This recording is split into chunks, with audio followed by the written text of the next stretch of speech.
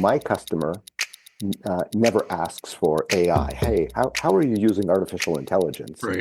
Right. It actually scares them if we use that word.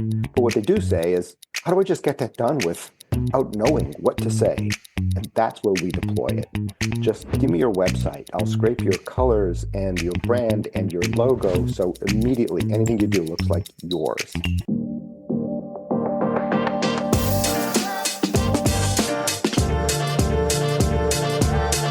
Today, I was lucky enough to get on Frank Vella's schedule. And believe me, I've been trying for quite a while to do this. Frank is CEO of Constant Contact, which is, first of all, it's just really interesting because of who Constant Contact is. But with a little bit of research, you find out that Frank Vella is also a really interesting person. So, for all those reasons and many more, Frank, thanks for joining me. I really appreciate it. Mike, it's an absolute pleasure. It's my honor to be here. Thanks for having me.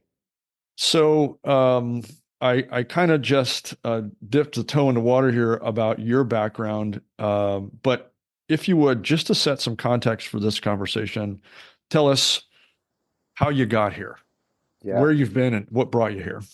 excellent. So, how I got here specifically, and maybe the why I'm here. I remember I was leading my last company, which I had been at for several years, a founder-led company doing data and analytics for large enterprise, and the private equity sponsor that owns Constant Contact knew of me and called and said, we have this company that we hope is somewhat interesting for you to lead. And I draw this analogy. I say, there are times you might be at a reunion and somebody says, "Hey, Mike, I just saw Mike at that corner of the gymnasium," and you have one of two reactions. Oh, let me run down there to see if Mike's still there, or I was actually headed the other way.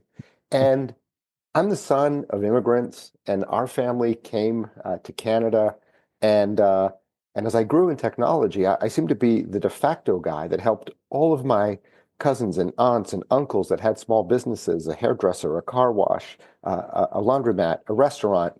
I helped them set up their constant contact platforms 15, 18, Wow. 20 years ago. And so that was one of those connections where I've been a customer. I know the platform. I've seen it help my family grow their businesses. Um, and and to that end, I've been an operator in the software space for a long time through Microsoft and Hewlett Packard, some of the larger companies that really taught me how to do some of the great things we do, and then the figure it out experiences at VirtuStream, a startup that two founders asked me to help them lead from no revenue through to high growth and an acquisition by EMC at the time. And so I've been through the journey of building software companies, building value for our customers, whether they're enterprise or in this case, small business,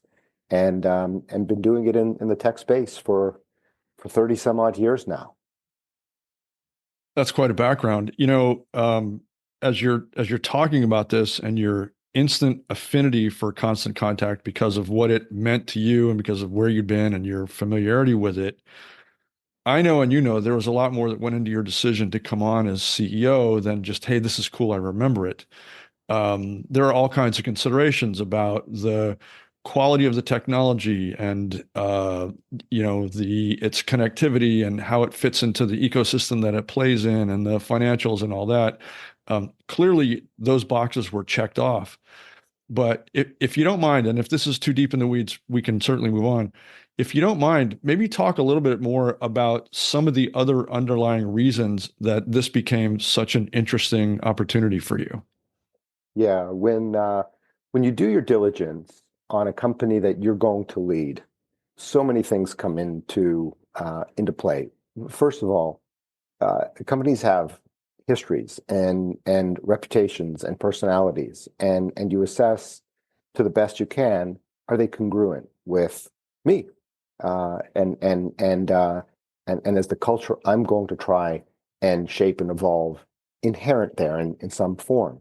And I look at Constant Contact. 2025 is our 30th anniversary. Wow. And and you look at the customer base, and we have customers that have been with us for 20, 15, 18 of those 30 years. And that says something.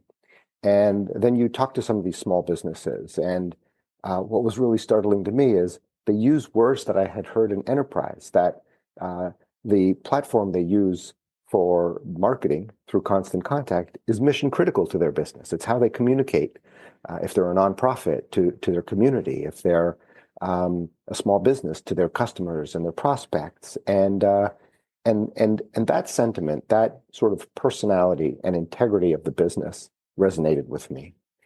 And of course, the technology. Is the technology relevant? Certainly, if we're here for 30 years, it's been relevant, but is it going to be relevant? And it is something that you can continue to shape and grow as meaningful and relevant to the market. And all of those things came up, yes, yes, yes, in the diligence I did with this company. We are a company that loves our customer, and everybody says that, but I haven't been in a place where everybody understands the mission. We are in it, we have a mantra, we're in it to help the small stand tall and compete against their larger rivals. And everybody in the company hears it, says it, and believes it. And that was fundamentally different, refreshing, and exciting. Wow. The statistic eludes me, and I did look for it ahead of this call, but I just couldn't find it. But the effectiveness of email as a channel surpasses any other channel out there consistently, constantly, and has for decades. And it gets overlooked and underplayed, and the whole thing, which I think is one, it's a huge opportunity, but it's also a real shame. Here's this workhorse that's been around for years. And just because it's not the shiny new thing, and boy, there are some shiny new things out there, maybe it just doesn't get the play that it really deserves. I'd love to hear your thoughts on that. First, you're right.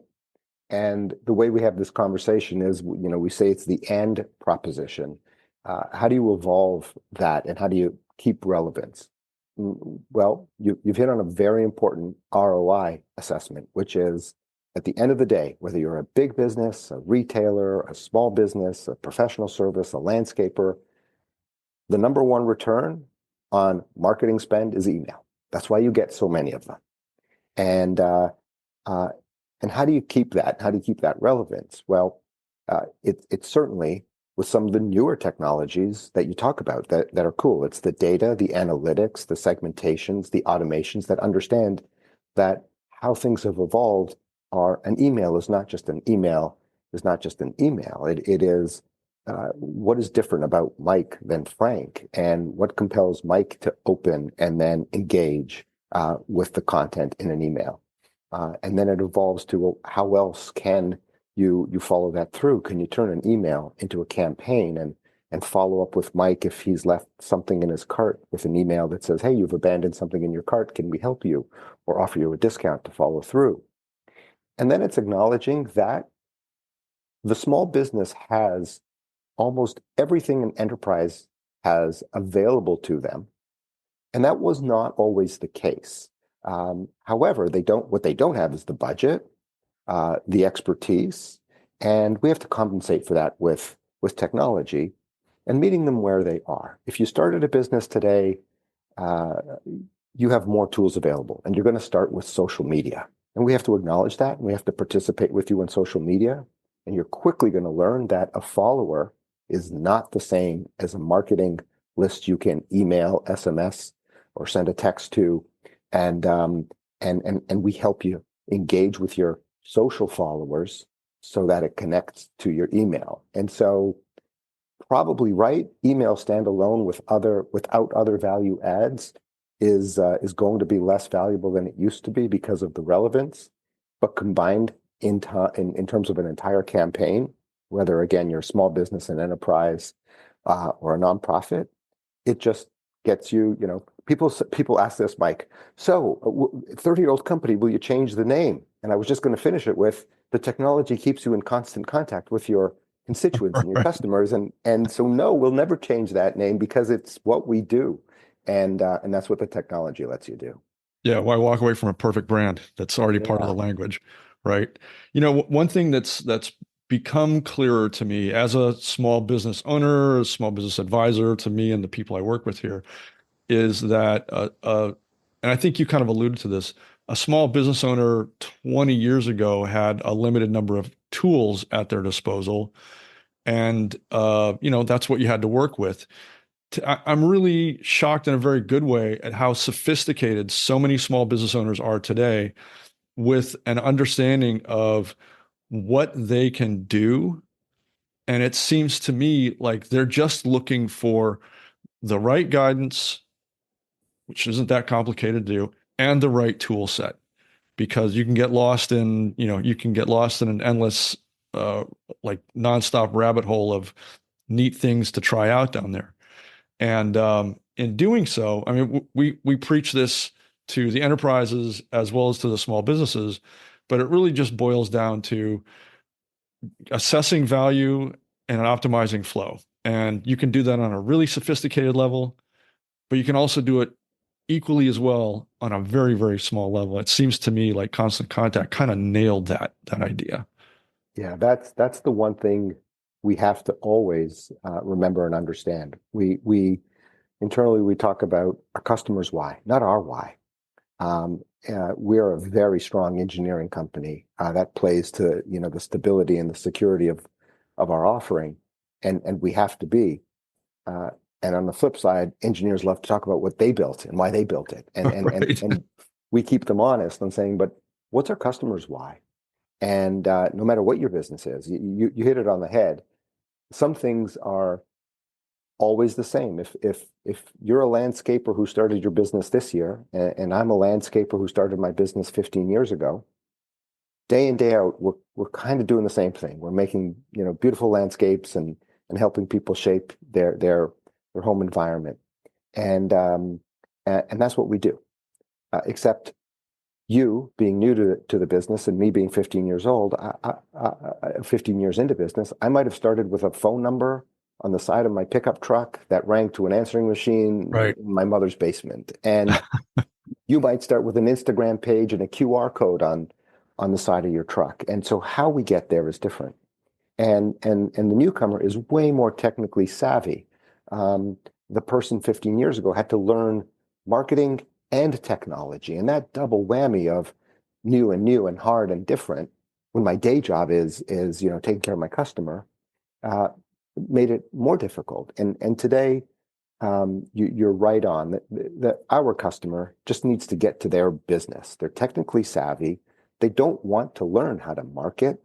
They want to market. And we need to make a tool that's intuitive and that puts them on the journey. And, my customer never asks for AI. Hey, how are you using artificial intelligence? Right. Right. It actually scares them if we use that word. But what they do say is, how do I just get that done without knowing what to say? And that's where we deploy it. Just give me your website. I'll scrape your colors and your brand and your logo. So immediately anything you do looks like yours. Type in a sentence and tell me what you're doing. Oh, I've got I'm a landscaper with a fall cleanup special to rake leaves and winterize your lawn. Okay, and here's the content and the graphics that go with that. Do you like it? Yes or no? And every time you say yes or no, we learn. So it gets more your look and feel. And all our customer sees is, wow, that was pretty easy. I should market more often. And every time I Right. market more often, I get more interest. And it's a vicious circle. Of the easier it is, the more they do it, the more they do it, the more they grow. And that's their key word. Just help me grow. Right. And Right. that's our mission. So I spent the last week at a really large retail conference here in New York, and the entire place was just buzzing with AI related terms. It is the shiny new thing, and I think that's probably okay. But there's AI powered everything you can think of out there, and um, even at an enterprise level, because these are mostly large companies and high level executives attending these things, the term AI still comes with a certain amount of, let me just put, so let's call it trepidation. Okay, all right, that's cool, but what does it really mean? And I'm wondering for the small business owner, I think you touched on it a minute ago, you say the words I think you'd have to be pretty brave as a small business owner to just embrace that term and go running with it. Because everything it's razor thin margins and a heck of a lot of work being a small business owner. Yeah. We had a panel of small businesses. We had, we poll our customers a lot, and we bring a sampling of customers and prospects in. As I say, I want to sit in that room and hear it so I don't believe my own BS. This is how we understand their why. And I remember a product guy getting up there, and I'm sitting in the audience, and he's using the words AI and showing what AI did in the product. And I saw a bunch of blank stares. And Right. during a break, I went in and I said, can you do me a favor? Can you redo that demo? Can you use different words and say, this is what you asked the platform to do, and this is what came out. Exactly same demo. And the audience was, whoa, wait a second. So I didn't have to create all that. I just said that one sentence, and that's what your software did. And that exposes the exact connection. A small business person is looking to run their business. They never have enough time. They never have enough budget. The people that work in their businesses are often family and always friends. Their customers are repeat. They're community based, and they know their customers, and they see them at soccer practice or at church or at synagogue, and so that's what they're focused on. And if we could just help them connect without a lot of effort, the light bulb goes on, and the usage goes up. And I don't think it's that much different in an enterprise. In an enterprise, people want to know they're dealing with a company that is advanced and advancing. They want to know if you're an investor, you want to know you're going to be as efficient and competitive as possible. But really, no matter who your customer is, a Fortune 100 company or the Frank and Mike landscape architects, it's the same mission. Connect with your customers and grow your business. Yeah. And that's what you have to use the technology for. So now that we've defined that, I think I would still love to kind of just look at the other side of that, because I know that no matter how you describe it, there are AI powered functions within Constant Contact that are doing some really neat, productive, helpful things. And even if we just don't call them AI powered things for the moment, let's just call them features and functions that help businesses. I'd love to hear, as the CEO of this company, about some of the ways that you're deploying AI. We'll call it something else if you like. Yep. And then some of the ways you think that businesses can really take advantage of what that technology does. Yeah. We look at AI in three buckets. One, how do we deliver our product more effectively? Customer never really sees that. It's like the air you breathe. It has to be there. And I'll explain that in a minute. The second bucket is, how do we use AI in a way that the customer does see and gets benefit from? And then the third is, how do we use artificial intelligence internally to be as efficient and responsive and scalable as a business, not as a technology, but as a business? So we do all three, some better than others. And the first one we do impeccably well. We were using AI in this respect before AI was a cool buzzword. We send 600 million emails in a day. That's a lot. That's a lot. And we come back to the ROI. If an email doesn't get delivered because it got filtered out in a spam folder, then it's like the tree you didn't hear fall down. Did it really fall down? And so you spend all that time and that money and that effort creating an email campaign, and then it doesn't get delivered. It's a waste. So we focus on deliverability, and we have phenomenal deliverability. 99% of those emails get through. Why? Well, first, I talked about the culture of the company and being a good citizen and high integrity. We don't let people have bad lists. If we can't verify that the people on your marketing list didn't opt in to be on your marketing list, we don't send the campaign. That makes a lot of people mad. If I get phone calls, it's often that. Why won't you take my list? Well, because we can't verify how you got it, and you can't verify how you got it. And we have a reputation that we need to uphold. And so we use AI to ensure that we're not spamming, we're not facilitating spam. Second, we do that to ensure deliverability by looking for bad links, bad subject lines, something you didn't insert, but some script on your computer did, and filter that out. It's the exact same technology a Google or an Apple or a Yahoo would do to filter out junk. Well, we do that before it gets there, so that those companies know that if it comes through our domains, they're good. And that's all AI driven. That's how we do that much email every day and have such high deliverability rates. And the customer has no idea about that until their emails don't get through. Right.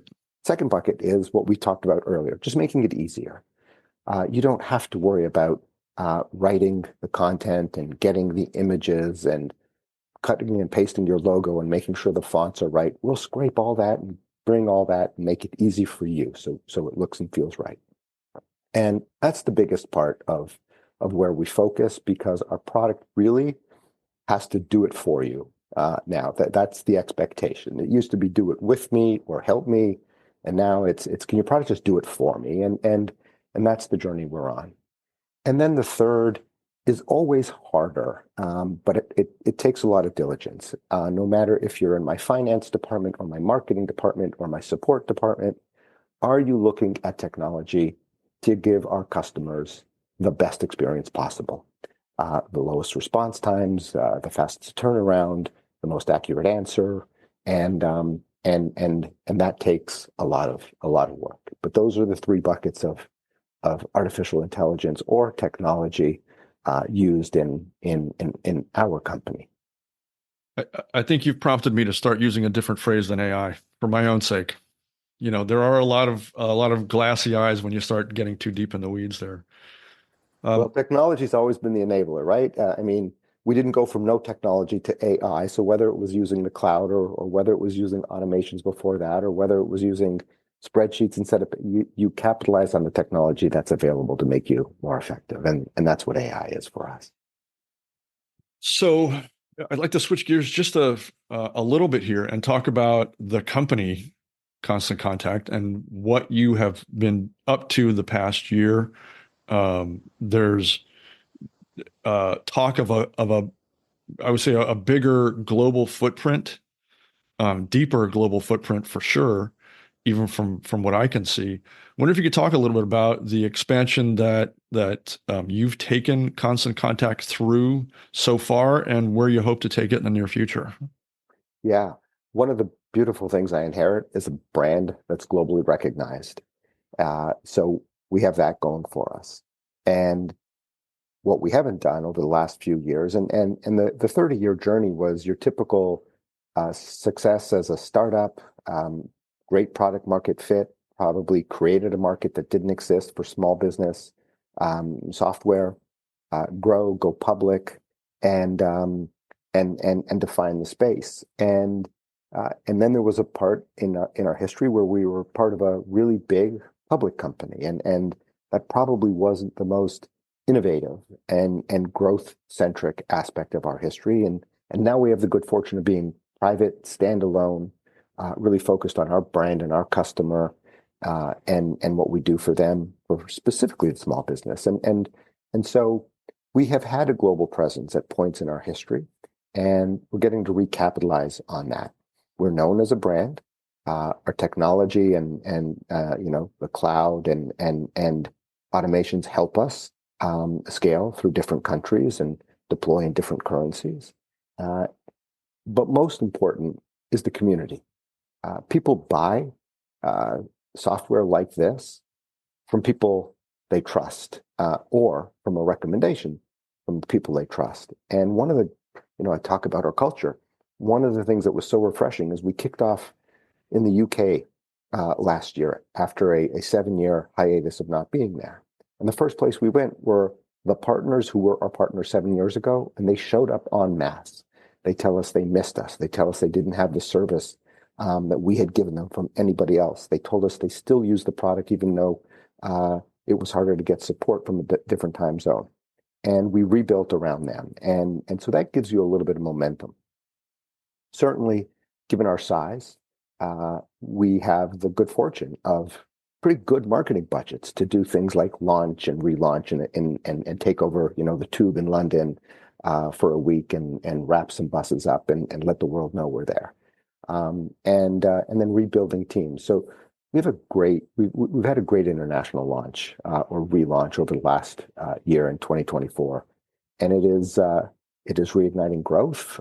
We've had some good growth in 2024. We expect the same in 2025 as a company, and it's all one customer at a time, one small business at a time that pays us, um, a small amount of money, anywhere from $10 to $30 a month to run on our platform. And so that's a lot of activity. And the other thing is we've stayed really true to the small business. We haven't really pursued markets that are larger enterprises or mid-sized enterprises, because we know that the marketing is different, the selling cycle is different, the product is different, the support is different, the pricing would have to be different. And so we've really stayed true to our heritage and our roots. Can you elaborate, if it's okay to even ask this question, on some of your near-term plans for expansion? Yeah, a lot of it has to do with technology. You mentioned it before. There's this cachet that email isn't as relevant as it used to be. The truth is, it is as relevant as it used to be. It just doesn't fit into the cycle in the same order it used to be. If you started that business 15 years ago that I talked about, you wouldn't have a lot of options. You would have a telephone and an answering machine. Then you might be able to get access to a website. And then from a website, you would send some email. And there wasn't much more as a small business that you could leverage. And now, if you're going to compete, you have to leverage automations. It's not just an email, it's a campaign. You have to leverage segmentation and understand that marketing to one constituent is different than another. You have to use intelligence. When's the best time to send an email? And if I'm sending an email to a global audience, do I time segment it to audiences in different regions? And so making the technology just as easy to use, intuitive, and do it for me, as opposed to do it with me, as possible. That's where the growth is going to come into. And of course, our connection to social and e-commerce is really, really an important part of the evolution.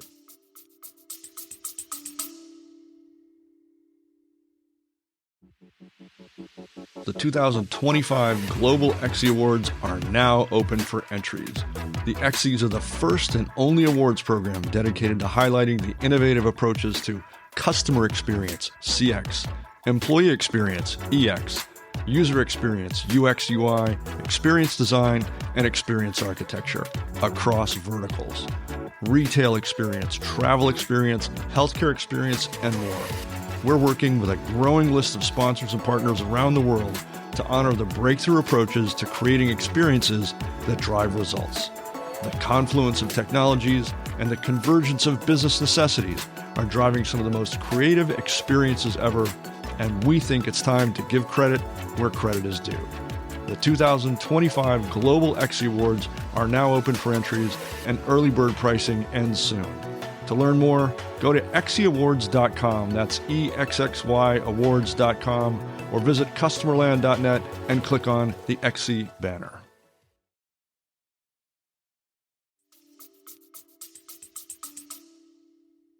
Growing one small business, one small customer at a time is a tough way to scale.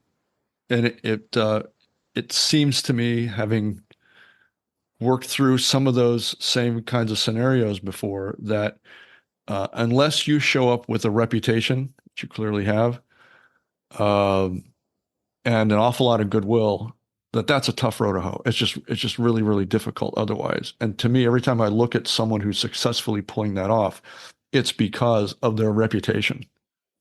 And the reputation is earned through focus and consistency and honesty and reliability, and never turning your back on them.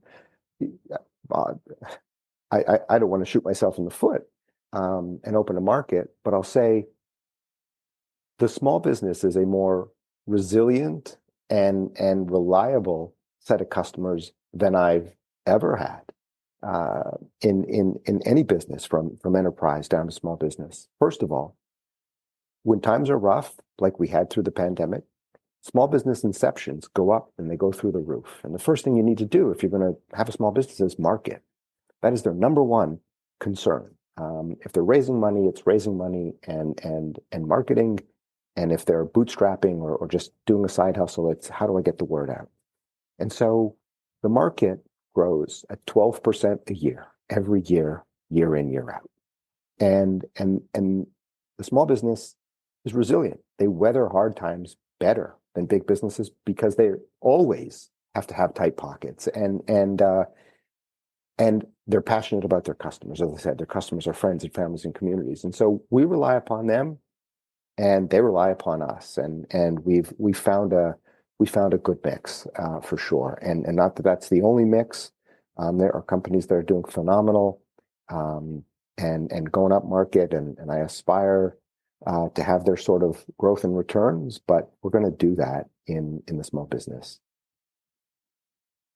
This is probably something to address with your team, but I think it would be a lot of fun and really instructive to have a conversation with you or whoever you designate to talk about how small businesses are really using Constant Contact and what they're seeing as a result. And let's just go through use cases. Let's even talk about some of the hurdles and challenges, because I think that as a small business, look, nothing is more helpful than watching or listening to somebody who's going through or has gone through your same scenario. And Constant Contact has thousands and thousands of those stories to talk about. Hundreds of thousands of customers. And we build community, and we have a platform for community where real estate agents talk to other real estate agents about marketing. We offer educational aspects of marketing, not solely through our software, but as content and subject matter expertise. And we view that as our obligation. But yeah, it's you've said this. We've got the brand and we've got the history and we've got 30 years of momentum, and sort of that certainly helps. But small businesses, I said this earlier as well, any business likes to make a purchasing decision based on information or knowledge from someone they trust, someone who's an industry guru or someone in the same business. And we try to facilitate that as best as we can. I'd say it's probably something we're reigniting in a stronger way than we used to. But it's important to connect, you're right, small businesses with others. Well, that'll be something I engage with your team on. I have a bunch of ideas to throw out there. That'll be fun. That'll be fun. One last question, and we can go anywhere you want with this, but in the news, I see that Constant Contact acquired Txtify, which I may not be pronouncing correctly, to convert social media followers into marketable customer lists. And first of all, if that's true, I think that in itself is a money printing machine, because I think every small business wrestles with, I got 5,000 followers, but how many of those are actually here buying something? Yeah. And it took a little bit of time for people in general and small businesses to understand that. There were times not too long ago where it was self-fulfilling. Having a lot of followers was the objective. And our small business owners tell us that even when they have a lot of followers, they do see traffic to their website go up, but they don't have any more intelligence than that. And they can't market it to that audience in a very specific way. And certainly social media platforms want to do everything they can to keep the followers on the social media platform. And Txtify was this great piece of technology, company based out of Ottawa, Canada, and they engage with a social user in a way that helps them get leads. And if you can interact and and engage. And then the reason you're engaging with this platform, if you're the follower, is because you're interested in what we're doing. So you follow me. An example we have is I'm a candle maker, and you respond to something on my feed that says, "Hey, want a 10% discount on candles?" Yes, I do. What kind of candles do you like? Do you buy them seasonally? Do you like scented ones or unscented ones? And here's, your coupon. What email address or cell phone number should I send that to? Now, you're a lead. I know that Mike likes these candles, that he buys the seasonal scented ones at Thanksgiving and the holidays and Easter, and now I know that of you. You're a lead. And you want to give me that information because you're going to get a discount and you like candles. And now you're on a marketing list, and I can do something with you, and I can assess what works with you. You respond to Thanksgiving scent candles, but not to Christmas scented candles because you don't celebrate Christmas. And we start to learn that about you, and it gets more intelligent. And the difference now is people have to take the journey from that to email and understand, oh, wow, okay. Now I see the value of email, and the journey is a bit longer. And that's why we've invested in this platform to just engage with our customer right there where they are. And when they've seen enough value and they're interested enough to turn that into a full-blown marketing campaign, we can do that in a real easy and natural way. But we're thrilled with it. We're doing a lot of great things with it. It's been part of our international launch as well. It's so easy to regionalize right down to an area code or a zip code and a community, and we're having a lot of fun with it. We're having a lot of fun with the founders. They're great gents as well. Is that live in North America at this point? It is, yeah. What Yeah. fun! Something that we will go play with for sure. It sounds like a game changer. Well, Frank, I can't thank you enough for this. There are another dozen directions I'd love to take this conversation, but I want to be kind to your schedule, and suggest that with as much wrangling as we had to do to make our calendars work for this one, that I think it'd be really worthwhile to try and do it again, maybe later in the year for follow up to see how things are and what you're up to at Constant Contact. But for now, just really appreciate it. It's a great conversation. Thanks so much.